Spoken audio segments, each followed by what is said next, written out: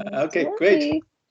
So hi everyone, welcome back at our next and final event for the day is debriefing and synthesis session.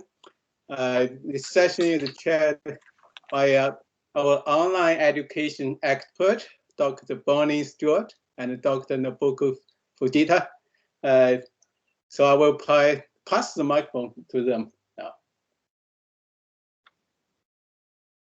Thank you. You go ahead, Dr. Stewart and Dr. Nobuko. Fujita. Fujita, yeah, it's okay. As long as you don't call me fajita, it's okay.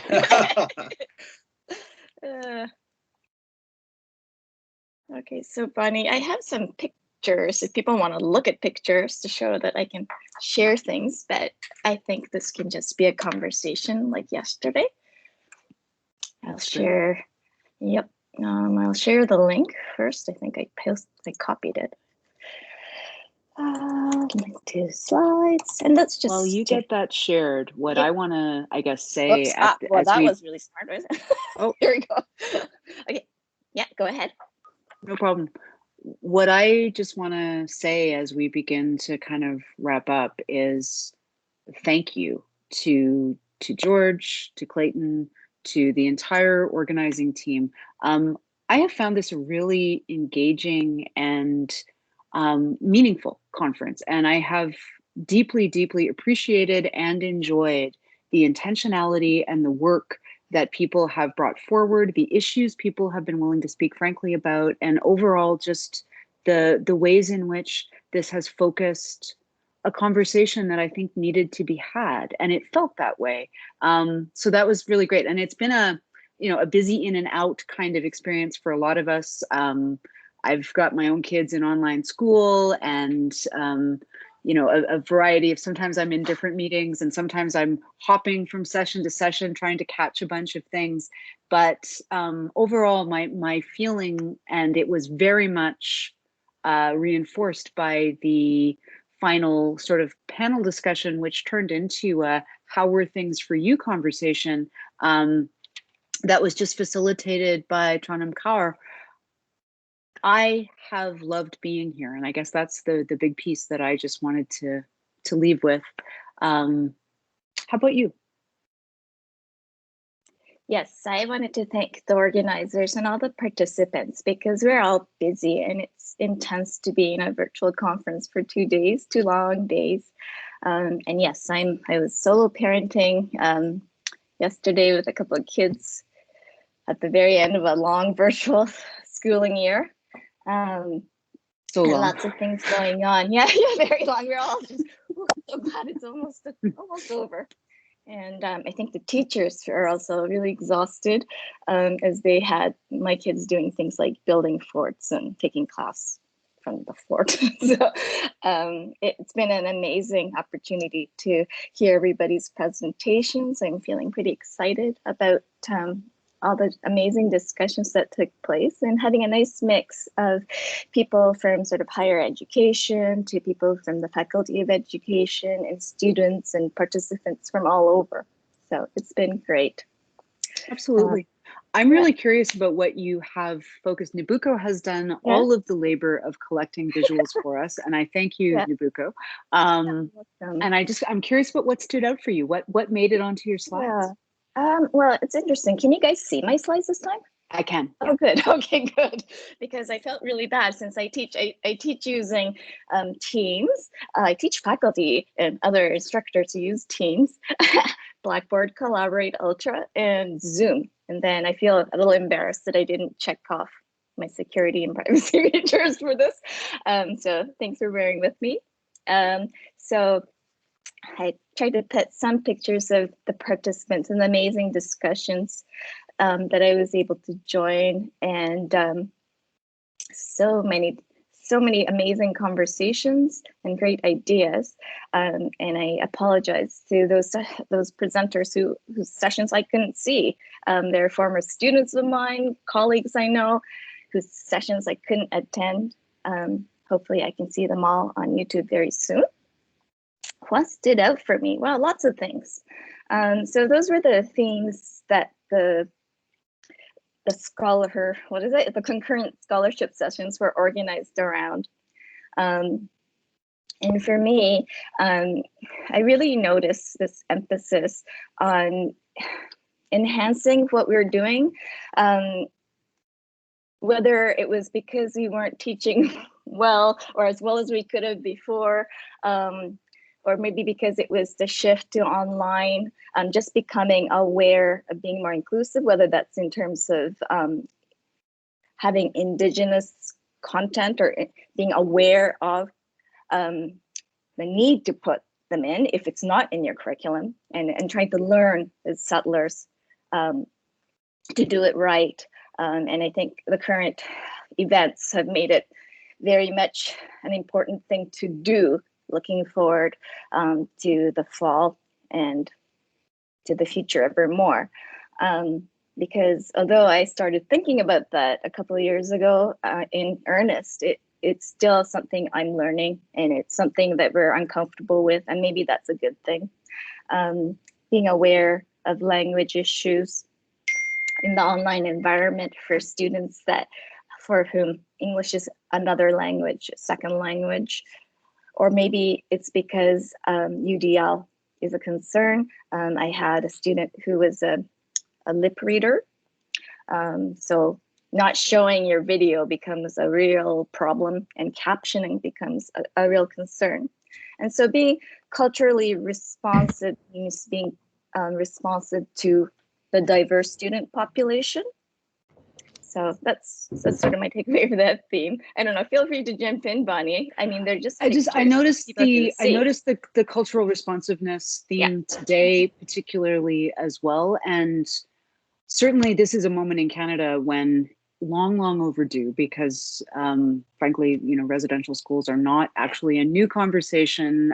Even the TRC, or Truth and Reconciliation Commission itself, is 6 years old. And yet I think what comes out is the ways in which power relations overall in a society just normalize a great many things, to the point where even when people are hearing the capacity or the willingness to make change and fully receive and then do the work is hard. Not all of us feel that we know how to go forward with those things, but I felt like today the real message was this is all of our responsibility, not just on the arc of navigating the Truth and Reconciliation conversation in Canada, but also very much in terms of considering the realization that we have students from all over the world, from all different language backgrounds, and even within our Canadian context, from many axes of marginalization, given the current power structures. And education in the end is really about navigating power structures, right? And if we pretend that it's completely apolitical and that isn't part of it, I think we are lying to ourselves. And that became evident during the pandemic, very much. So that kind of leads well into your next slide. Okay, yes, I agree completely. I think the pandemic made it more visible.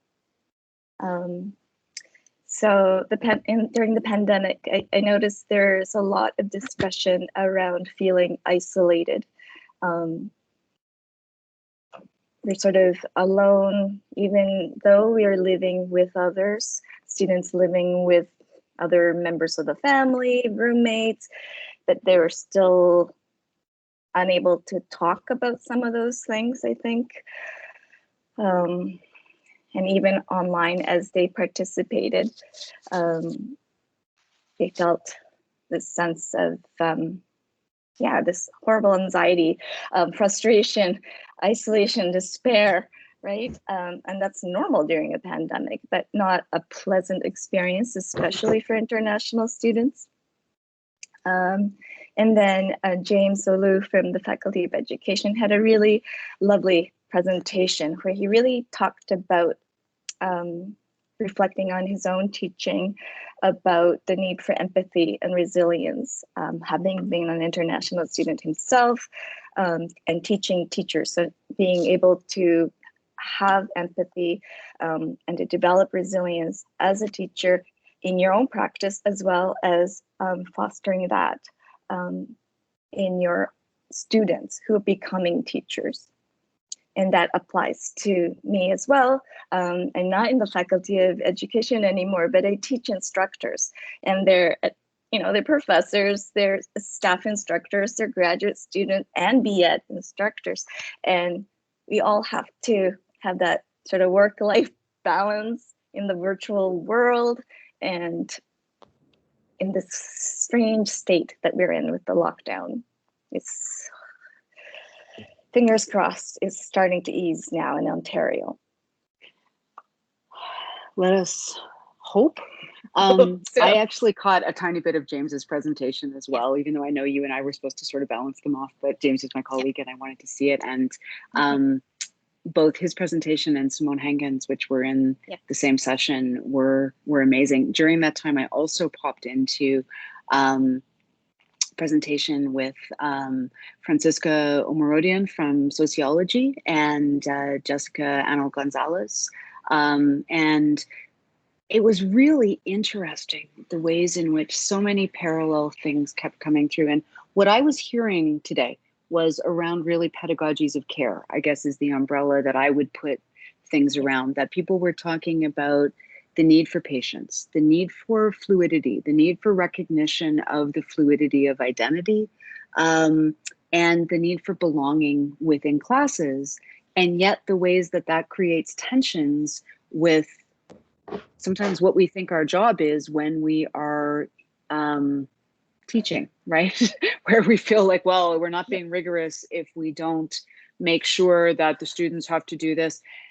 And I feel like to some extent, this past year has pulled down some of the assumptions that many of us may have inherited around what it is that we do and what education is for.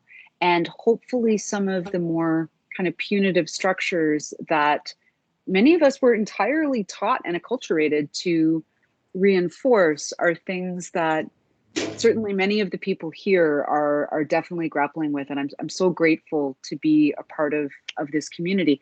I also noticed one of the sessions, I think at the same time as that, was the MOOC on digital critical literacy.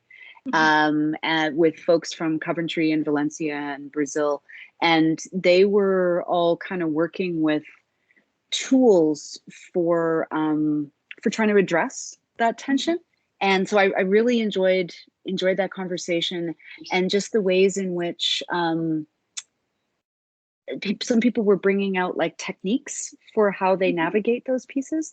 Someone named Candy Ho had shared, I think it was a University Affairs article or maybe an IHE article that she had written that was about her kind of techniques for navigating some of these things. And it included, rather than having office hours, having launch parties for specific ideas that she was bringing forward in class. Because what that does is it creates a sense of eventedness. Hey, everybody, just come for 15 minutes. And it increases that, what I politely call the give a hoot factor, or sometimes I use other language. But to have people, when we're all gathered in these online spaces and there are 100 other things happening in our households, on our tabs, on our browser, whatever, that make people go, okay, this is a good use of your time. Here's what we're doing. Here's how we're going forward together. So I really appreciated people sharing those kind of specific strategies for navigating that. I remember reading that article. Yeah, it was really great. She had popped it into the chat. You look through your, you go through your slides and I'll see if I saved Okay. it and I can pop it into our chat. Yeah, so Candy, I think that would be wonderful to watch as a recording. And that's one of the nice things about this format in the virtual conference, although I much prefer face-to-face, I have to say. I'm not sure if I'm supposed to say that because I support online, hybrid, and high-flex learning. That's always been my case because Oh, shit. I come from a English literature and psychology background, and I always just wanted to be an English teacher, right? But I was encouraged to go into research, and here I am. So the third theme is adapting to the shift for online delivery. And here, there are lots of things that came up, and they kind of are recurring themes for me. Thanks, Bonnie, for putting that in for the University Affairs article. So there were positive things, I think, in Jill McMillan's presentation. She was saying that actually the enrollment increased for her courses. And there are like greater opportunities for collaborative learning. And the nice thing about the online discussions that happen, and they're sort of like persistent, so people can kind of revisit them, and the course became a resource for them to go and reflect. And you know, I think in education, the online courses used to be very discussion, like text-based, discussion-based. And I wonder what people are doing as they get more multimodal, as Kathy Miata likes to talk about, using images, infographic, little videos, and different things that they're doing to communicate their ideas. I also saw things in the shift. So in the Office of Open Learning, we provided lots of supports through drop-in, help desky type things, workshops, like very short ones even, called sprints, where I think Mark taught a lot of 45-minute workshops, and I did some of that. And then in Linda Coltman's presentation, she was talking about Universal Design for Learning, or UDL, and also about syllabi. And I thought that was really interesting because Bonnie's partner in crime, Dave Cormier, often talks about syllabi and what should be in there. And so Linda was talking about having sort of the student services and accessibility sort of right up front to make that pedagogy of care a little more evident to students, and explaining why things were the way they were in terms of assessment. So those were some of the things that stood out for me, that people were sort of designing their online courses intentionally. That was one of the intentional design, intentional teaching, some of the things that came up, and thinking through how to accommodate different students and the situation that they were in, whether they were sharing a smartphone to access their online course. It's actually, because they're going through and they're reviewing the different presentations that were made, what they liked, what they didn't like. Somebody has their mic on there. Yeah. I don't know if Money, you want to jump in there? I was just noticing on the front that on your slide, the Universal Design for Learning slide that was captured. And I started using Universal Design for Learning back when I kind of first dived into adult education. And it was mostly because I actually had to teach it. And I thought, okay, well, if I'm going to teach students about Universal Design for Learning, I guess I should probably start trying it. And so I took a very kind of baby steps approach. So it's been a slow arc for me of trying to make my courses a little bit more UDL centered over a period of almost a decade now. But 2014, yeah, almost a decade. I have found that one of the things when I'm working online, UDL helps me just think about, are there multiple ways to engage with whatever it is that I'm doing? And that in itself has been profoundly helpful, I think, in terms of, certainly in terms of the feedback I've gotten from students around their capacity just to make sense of the kinds of environments that I build. So that if you land in my LMS, it's not just a wall of text, because there is always an image or a video there. I'm using bold, I'm using headings, those kind of very technical, simple things, but that were just me thinking about what would make somebody want to read this. And again, it goes back to that kind of give a hoot factor of, people have a lot of other things they could be doing with their time while I'm going blah, blah, blah in the class, or even while we're doing active learning things. It doesn't mean that they're necessarily engaging, but the more that I make every opportunity to engage just a little easier to say yes to, a little less, oh God, I have to look at this now.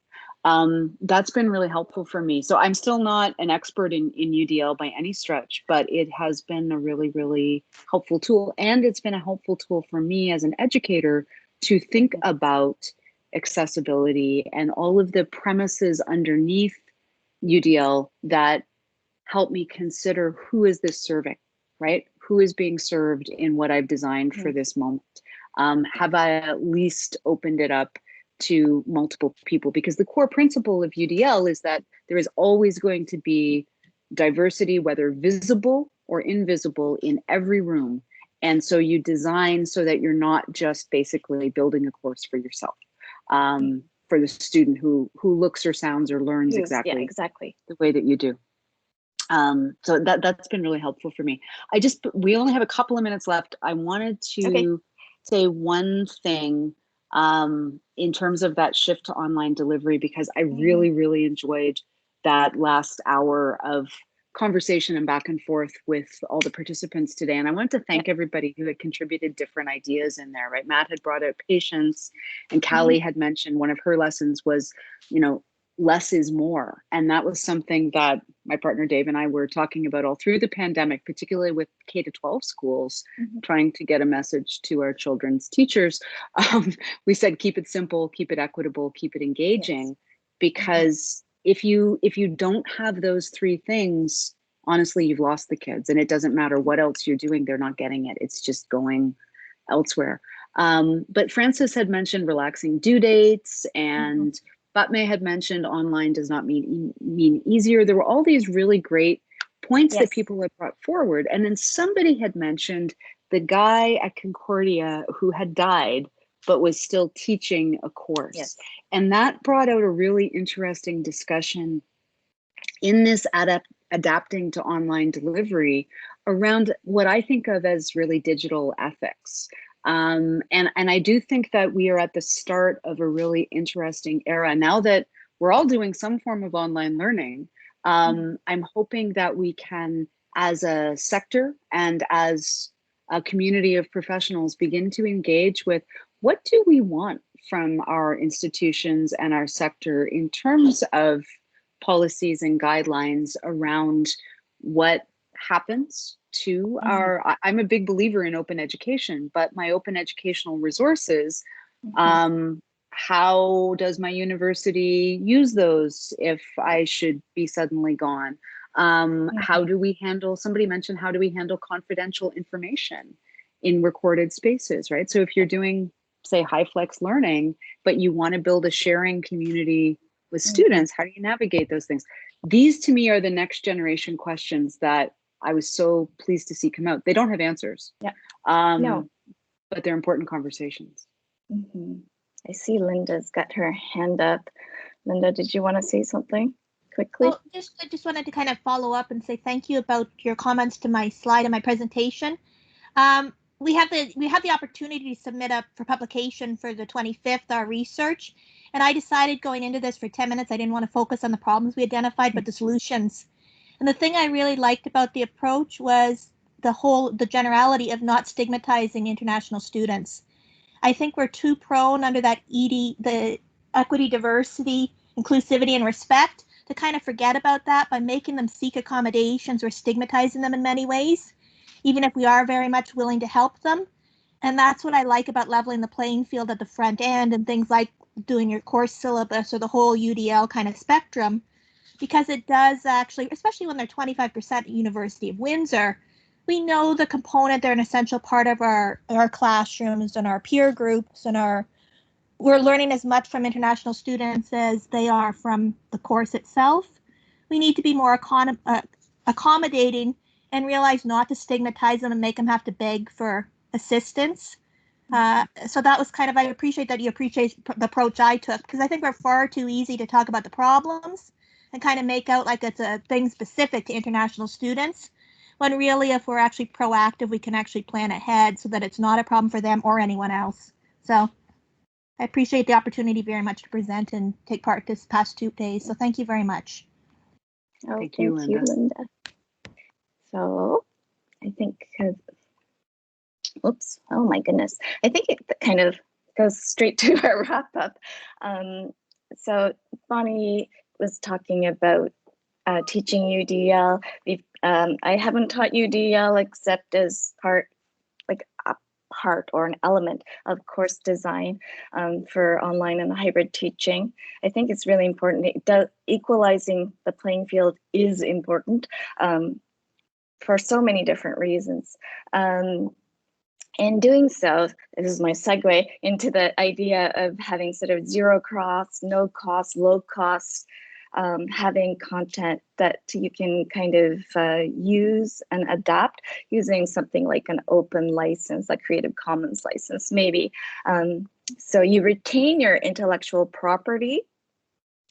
They have to attribute you, and but then they can still modify it and adapt it for their particular set of students, because all classrooms are unique. You've got a different mix of students, a different way of teaching, and you can make it yours for your teaching, which is kind of nice, but in a respectful way, right? So you're respecting your students, you're respecting who created that content. And of course, you will get that respect when you create and share your content.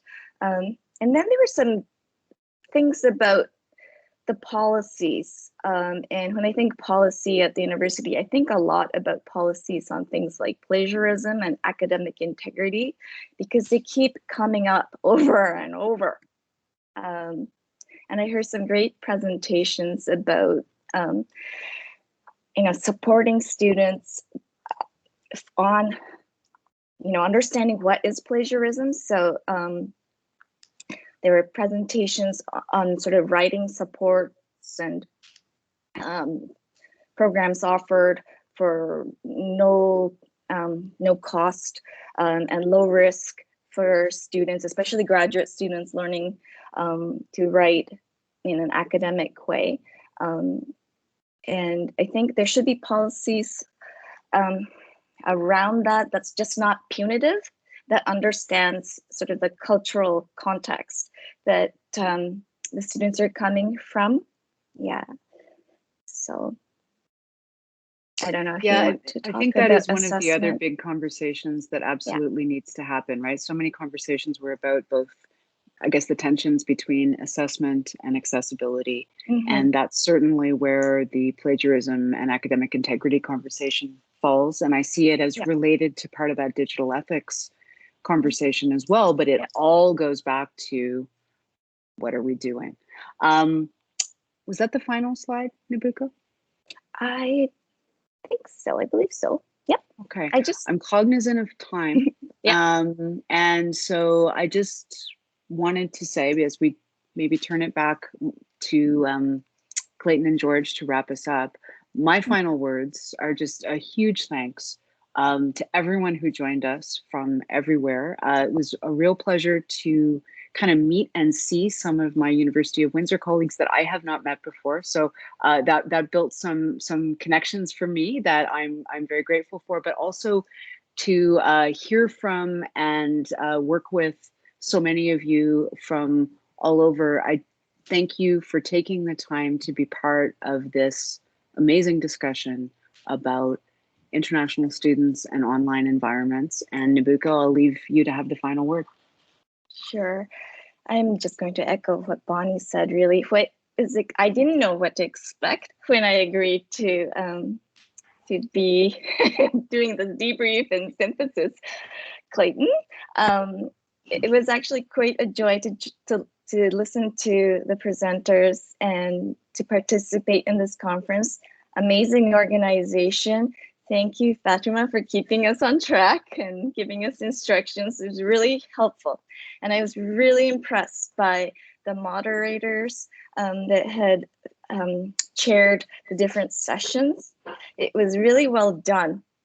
So bravo to everyone. A big round of applause.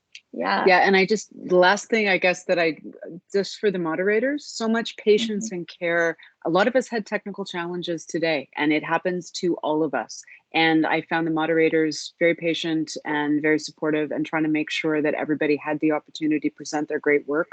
So thanks for that. Standing O, and we will turn it to George and Clayton to wrap us up.